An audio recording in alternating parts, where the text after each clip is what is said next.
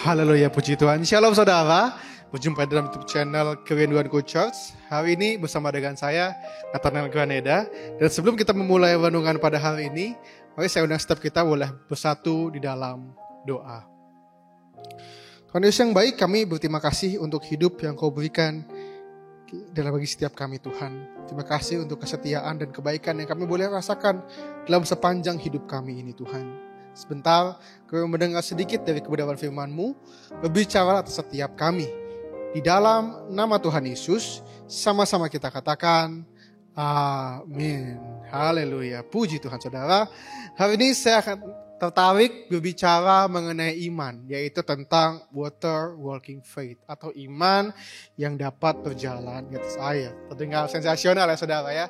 Tapi hari ini kita akan belajar dari sebuah tokoh di Alkitab, seorang murid Yesus namanya Petrus yang dapat berjalan di atas air. Tapi sebelumnya kita buka ayatnya dulu, Ibrani 11 ayatnya yang pertama. Iman adalah dasar dari segala sesuatu yang kita harapkan dan bukti dari segala sesuatu yang tidak kita lihat. Kita sebagai orang percaya tahu bahwa kita perlu menjalani hidup ini dengan iman yang percaya pada Tuhan. Kalau saudara yang menjalani hidup ini gak punya iman, tidak punya sebuah pengharapan, saudara tuh kayak hidup seperti zombie. Kalian menjalani hidup, bangun pagi, bekerja, bersekolah, pulang ke rumah, tidur, dan gitu setiap hari. Tanpa punya goals, tanpa punya harapan. Tapi itu iman. Tapi dalam hidup kadang gini, apa yang kita harapkan, kita belum lihat pakai mata kita kan. Kita pengen sembuh, tapi masih sakit. Tapi iman itu apa? Tetap percaya saya pasti sembuh, walaupun hari ini masih sakit. Maka ayatnya bilang kan iman dasar segala sesuatu yang kita harapkan, bukti dari segala sesuatu yang tidak kita lihat. Saya rindu setiap kita, saudara dan saya hari ini menjalani hidup saudara punya iman yang kuat sama Tuhan. Punya iman walaupun keadaanmu hari ini mungkin orang bilang gak mungkin. Iman yang mungkin orang bilang, udahlah gak usah gede-gede, entar jatuhnya sakit. Hari ini kita akan belajar dari seorang murid Yesus namanya Rasul Petrus. Apa sih water walking faith? Iman apa sih dapat kita pelajari dari imannya Petrus ini, dari kisah ini? Yang pertama adalah saya sebut dengan water walkers here, atau iman yang mendengarkan. Kalau kita baca ayatnya Matius 14 ayat 28 dan ke-29, bilangnya gini. Lalu Petrus berseru dan menjawab dia, Tuhan, apabila engkau itu, suruhlah aku datang kepadamu, berjalan di atas air. Ayat 29. Kata Yesus, datanglah. Maka Petrus turun dari perahu dan berjalan di atas air mendapatkan Yesus. Apa yang dimaksud dari poin ini? Saat Yesus bilang ke Petrus, datanglah. Dengan segera Petrus datang sama Tuhan. Dia dengar Yesus bilang datang. Saya percaya yang bikin Petrus di atas air itu bukan kegayaan. Tapi yang membuat dia berjalan di atas air adalah kepercayaan dia kepada siapa yang menyuruh dia. Saya yakin pasti setiap kita, Tuhan titipkan sesuatu dalam hidup kita. Entah itu visi, entah itu panggilan, entah itu tuntunan melalui Roh Kudus bagi hidup kita. Saya yakin banget. Tapi banyak dari kita yang saat udah dengar tuntunan dari Tuhan, kita memilih untuk pura-pura gak dengar. Saat kita dengar sesuatu dari Tuhan, kita memilih untuk gak berani keluar, karena kita terlalu takut untuk keluar.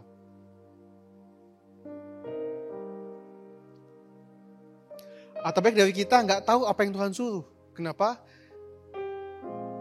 Karena kita hanya bisa tahu apa yang Tuhan suruh saat kita membaca firman-Nya. Apakah terlalu sibuk sampai kita kerjakan sampai kita lupa bahwa iman harus juga bergantung sama Tuhan. Maka Mazmur 17 dikatakan gini, iman timbul dari pendengaran oleh firman Kristus. Iman gak pernah timbul dari sebuah kata pakar. Iman gak pernah timbul dari namanya kata-kata orang. Selalu iman timbul dari pendengaran akan firman-Nya Tuhan. Jadi bagi siapapun hari ini yang mungkin takut dalam hidupnya, yang lagi banyak ragu dalam kehidupannya, saudara-saudara untuk kembali dekat kepada Tuhan, mendengarkan apa yang Tuhan suruh, membaca firman-Nya, membaca cintanya Tuhan. Yang kedua adalah what the workers do, atau iman Petrus yang mau melakukan. Kalau kita baca tanggal 29, kata Yesus, datanglah. Maka Petrus turun dari perahu. Bayangin coba aja seorang Petrus. Dia tanda kutip ya, dia tantangin Tuhan. Kalau itu lo suruh gue datang dong. Yesus bilang gini, ayo datang. Bayangin, Yesus sudah kasih visinya, Yesus udah kasih mujizatnya. Karena Yesus kalau suruh sesuatu, dia pasti kasih juga pemeliharaannya. Kalau Yesus suruh saudara lakukan sesuatu, dia pasti kasih caranya, pasti melengkapi saudara. Kita coba ngapain? Melangkah. Kita coba melangkah dengan iman, Pak. Melangkah dengan iman. Enggak hanya cukup hanya beriman, tapi kita perlu melangkah. Jangan takut. Karena kalau engkau takut, engkau gak dapat apa-apa. Kalau engkau takut, hidupnya gak berubah. Karena di Yakobus 2:14 dikatakan, apa gunanya saudara-saudaraku jika seorang mengatakan bahwa ia mempunyai iman, padahal ia tidak mempunyai perbuatan. Dapatkah iman itu menyelamatkan dia? Jadi imanmu tuh harus digabungin dengan sebuah perbuatan. Karena kita sebagai orang Kristen, kita hanya kuat berdoa, tapi minus dalam melakukan. Kita kalau doa mah kayak orang benar, paling tahu sendiri doanya. Tapi kalau melakukan bagian kita, malesnya minta ampun. Saya suka kalimat supernatural. Yang natural bagian kita. Apa bagian kita? Bekerja dengan rajin, sekolah yang baik, jaga hidup kita, itu bagian kita. Apa sih yang supra itu? Bagiannya Tuhan, Pak, Bu. Bagian Tuhan untuk membuka pintu berkat-Bu. Bagian Tuhan untuk dapat membuat yang gak mungkin menjadi mungkin kalau kau berjalan dengan Tuhan. Maka berjalanlah dengan iman kepada Tuhan. Yang ketiga apa yang kita pelajari dari kisah Petrus. Yang ketiga saya namakan water workers trust. Percaya. Maka dalam Matius 14:31 dikatakan, segera Yesus mengulurkan tangannya, memegang dia berkata, hai orang yang percaya, mengapa engkau bimbang? Dalam jenis hidup kadang ada masalah kan? Ada yang namanya tantangan. Tapi saya suka ada Yesus. Saat Petrus mulai mau jatuh, mulai tenggelam, ayatnya bilang gini, segera Yesus mengulurkan tangannya, memegang dia. Jadi apa? Saat dia jalan sama Tuhan, mungkin orang bisa jatuhin saudara. Tapi saat kau berjalan dengan Tuhan, iman ini, segera Yesus pegang tangan engkau, Pak. Segera Yesus pegang tanganmu, anak muda. Kalau kamu berjalan dengan Tuhan, berjalan di visinya Tuhan, apapun boleh ada, yang jahat boleh bangkit. Tapi saya percaya orang benar, kalau jatuh tidak sampai tergeletak. Sebab Tuhan memegang tangannya, menopang tangannya. Jadi jangan takut, jangan takut. Tantangan ada, masalah ada, mungkin kadang sekali-sekali kau jatuh. Tapi punya iman, seperti Petrus. Segera Yesus menggulurkan tangannya. Petrus sempat tenggelam. Dan saya yakin, masalah boleh ada, bukan bertujuan untuk menghancurkan saudara. Masalah ada hanya untuk membuat iman saudara menjadi semakin kuat.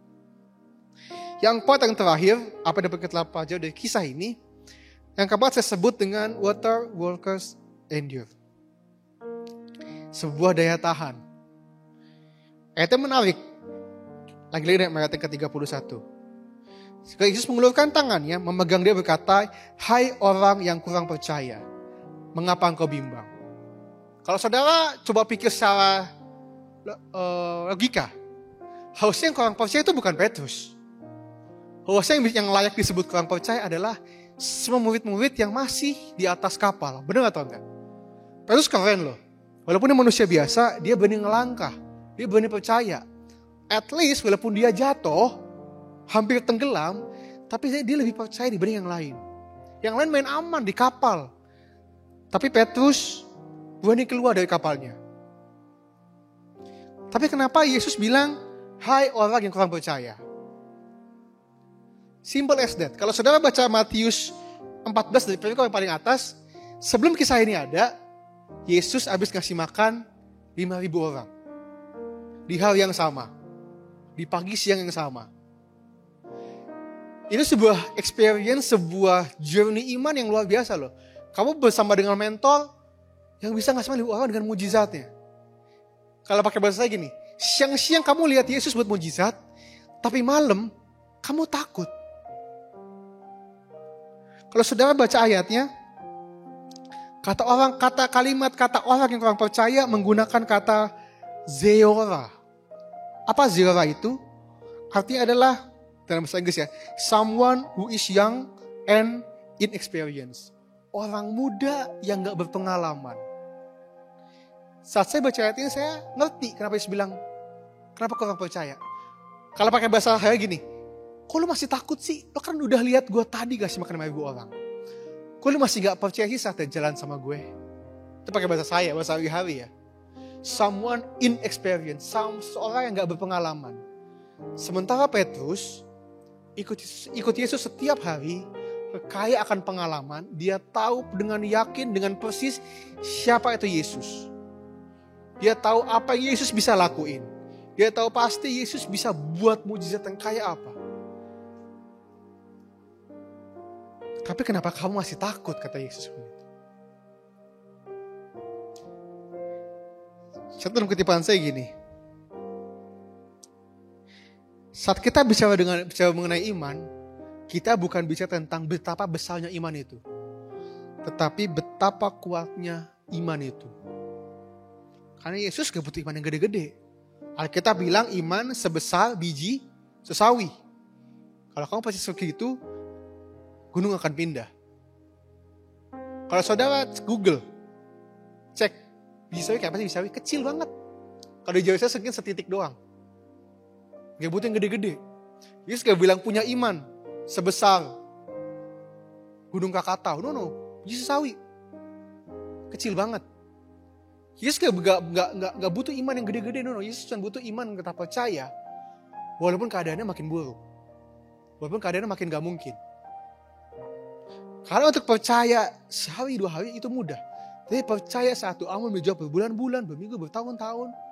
Itu baru iman yang sesungguhnya. Maka saya undang saudara, mungkin kau lagi takut. Mungkin kau lagi bingung. Mungkin dalam tantangan.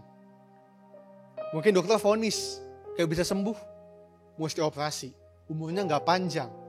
Mungkin orang bilang, lo kayak kena PHK deh lagi. Mungkin orang bilang, suami lo gak sayang. Mungkin orang bilang, lo gak punya uang, gak bakal bisa sekolah, gak bakal bisa kuliah. Tapi demi kasih Kristus, dalam nama Yesus yang mengasihimu, punya iman. Dialah yang bertanggung jawab atas kehidupan kita. Amin. Saudara-saudara, boleh tundukkan hati kita, kita datang sama Tuhan Yesus. Kita pujian kepada Tuhan. Hidupku dalam tangan-Mu, oh Yesus. Setiap langkah Kau tetapkan bagiku.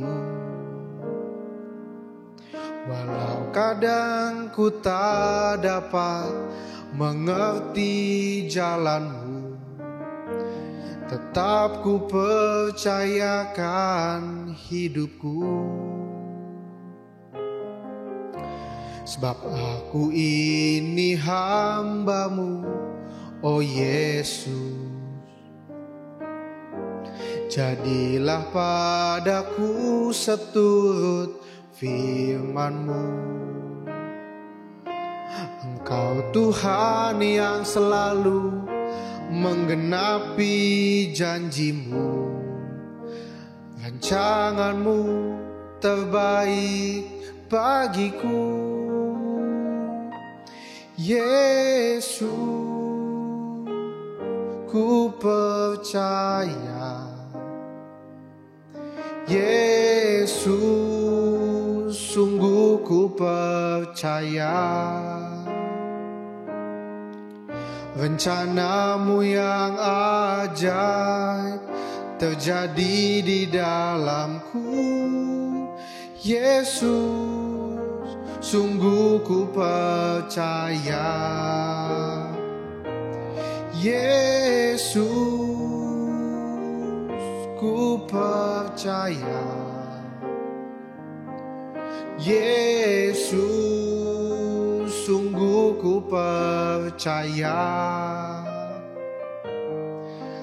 Rencanamu yang ajaib terjadi di dalamku. Yesus, sungguh ku percaya. Tuhan Yesus, kami telah dengar firman-Mu Tuhan. Biarlah boleh bertumbuh, berakar, menjadi rema dalam hidup kami, menjadi kekuatan dalam kami, menjadi kehidupan kami Tuhan. Ajar kami untuk tetap percaya, walau keadaannya mungkin mustahil. Ajar kami untuk tetap percaya, walaupun manusia mungkin gak akan mungkin bisa. Beri kami kekuatan untuk tetap berharap, percaya penuh pada Tuhan. Karena kami sadar, yang punya kata hidup kami namanya Yesus. Satu yang bisa buka pintu berkat kami, yang bisa buka jalan kami, namanya Yesus. Kami serahkan hidup kami sepanjang hari Tuhan. Biar kemurahan-Mu turun berlimpah atas hidup kami. Di dalam nama Tuhan Yesus. Haleluya. Amin. Semangat saudara, dan jangan lupa punya surga. Crazy in love with you. Bye-bye.